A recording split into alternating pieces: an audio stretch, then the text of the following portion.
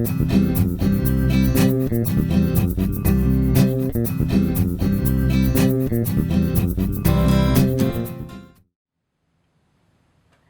everyone, I'm Maggie Weldon from maggiescrochet.com, and I'm here to introduce you to 5 Mother's Day projects.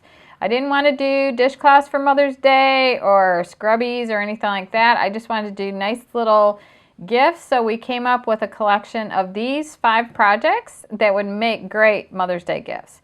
The first one is made with Premier's Strata yarn, and that's the one I'm wearing right here. This could not be any quicker or easier to make. You can either crochet it with a huge crochet hook or you can finger chain it, which we show you how to do either one in the video. And so I think you can get like 3 out of 1 skein with this project. The next project is this adorable headband. So this, in the video, we're going to show you how to make the headband, and then in a second video, we show you how to make that little flower. This, I was thinking, would make a great curtain tie back also, which I desperately need at my house. So maybe my daughter will make this for me for Mother's Day. I need quite a few of them actually. So then the next project is a little cover for a mason jar, and you could put a candle in here, or you could put some chocolate. I love chocolate myself. So, and then I used Premier's macrame yarn for the tie. It makes a great, you know, just a great cord to finish off your projects. This one is a ruffled scarf made with sachet boho yarn, which is new to maggiescrochet.com. So we're going to do a separate video on that. And then the last one here is a scarf made out of Premier City Life yarn. And this is very, very beginner skill. I think there's 1 row that repeats throughout the entire scarf. Couldn't be easier. All you need is 1 skein of the City Life yarn for this. And you could wear it like this, or you could have the knot off to the side like that, or you could wear it down in the center like that. And you could also get some extra yarn and fringe the side, which there's another video actually in purple where I did fringe this. So anyway, I hope that you enjoy these projects, and I hope that you have a really nice Mother's Day also. So now we're going to take you to a close-up lesson, and make sure that you visit maggiescrochet.com and subscribe to our channel, and like, comment, and share in our videos. It really helps us out a lot. Thank you. Hey guys, it's Christina from maggiescrochet.com, and today I'm going to show you how to make this cute little mason jar cover. We all have mason jars laying around, and what a cuter way to display them than with this little yarn cover. This is made using a worsted weight yarn. I'm using Deborah Norville's Everyday soft worsted weight for this, but any worsted weight yarn would do. Cotton worsted weight, anything would work.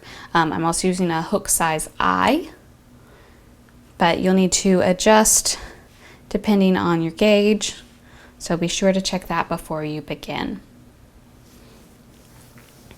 So to start, just take your worsted weight yarn and your I hook and chain 4.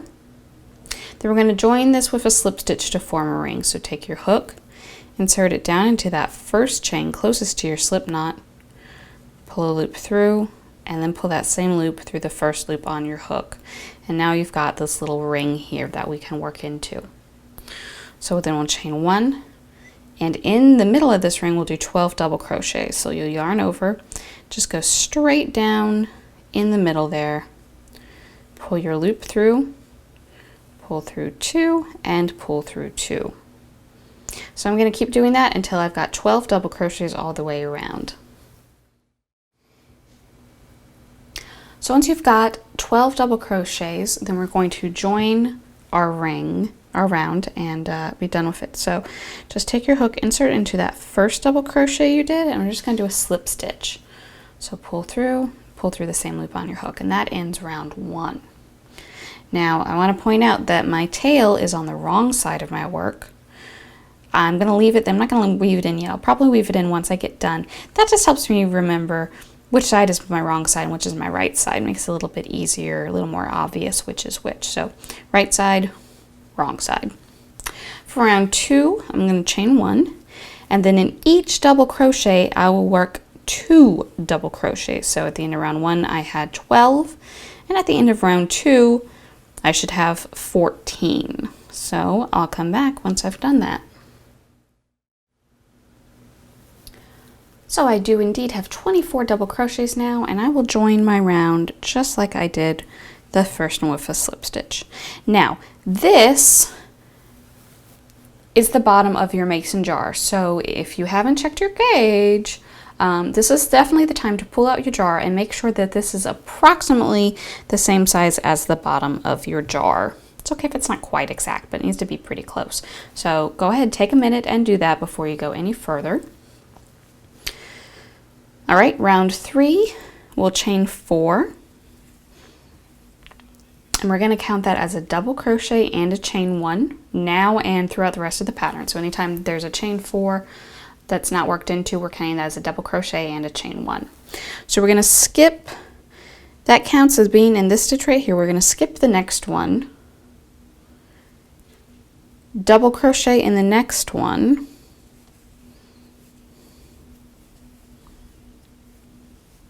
chain 1, skip the next stitch, double crochet in the next one, all the way around. So when we're finished, we should have 12 double crochets and 12 of these little windows here. At the end of round 4, we'll just join with a slip stitch to that first triple crochet right there.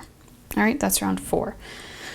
Round 5, we will chain 4 and turn. So this gets us back to the right side that we were working on. We're going to double crochet in the top of each triple crochet. So let's see, double crochet here, chain 1, skip the single crochet, double crochet in the top of the triple, chain 1, skip the single, double in the top of the triple, and I'll continue doing this all the way around. When I get back to the beginning, I'll join these together, and then round 6 through 9 are going to repeat.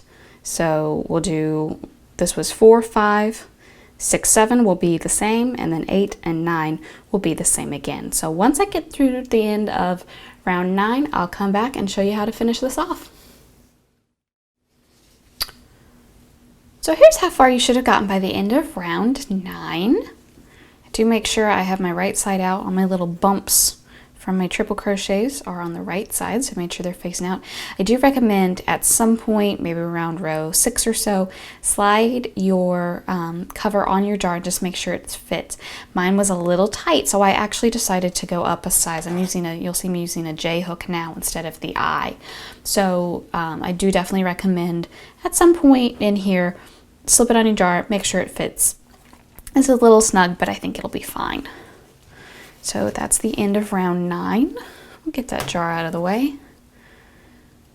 And for round 10, let's see, where were we? So I just joined. I'm going to chain 1, do not turn. Going to double crochet in each stitch and each space around. So here's a space right here. Just double crochet right into there, double crochet into the top of this double crochet. So basically at the end of round 10, I should have 24 double crochets all the way around, and then I'll just join my round together before moving on to round 11. So once you've got all those 24 double crochets, just join into the top of that very first double crochet. Round 11, you'll begin by chaining 4, and then in each double crochet around, you will do a double crochet. Oops, let's try that again. Double crochet, chain 1, and then same thing in the next one, another double crochet, another chain 1. So at the end of round 11, you'll have 24 double crochet still, but also 24 little chain 1 spaces. So there's just a little more room in between those than say in between these. So at the end of round 11, you'll notice the top is starting to flare out just a little bit more, and we'll finish the round just by joining with a slip stitch. There we go. All right, round 12, last round. We'll chain 4. We are going to turn it this round. And in each chain 1 space, we will single crochet. So do a single right in here. In each double, we will do a triple. So this is kind of like our round 4 that we repeated there a couple times, just to give us a nice little edge. So triple crochet in the top of the double, single in the chain 1 space. We'll do that all the way around until we come back to the beginning. Then all you've got to do is just slip stitch it together to join. Finish off weaving your ends, and then you'll take a ribbon or another piece of yarn. I think in the green one, here's the green one, it's off the jar now, but this is actually, it's like a little piece of white rope that we use there, so something like that, or a ribbon, whatever kind of look you're going for. And you'll weave that through round 10, which is that first solid row of double crochets. So you weave that through there, and then you've got this nice little ruffle on top. So I'm going to finish it up, but that's pretty much it. If you've got any questions about this project, you can certainly ask them in the comments below. And the materials, pattern, everything you'll need is down in the descriptions. Thanks for watching, guys.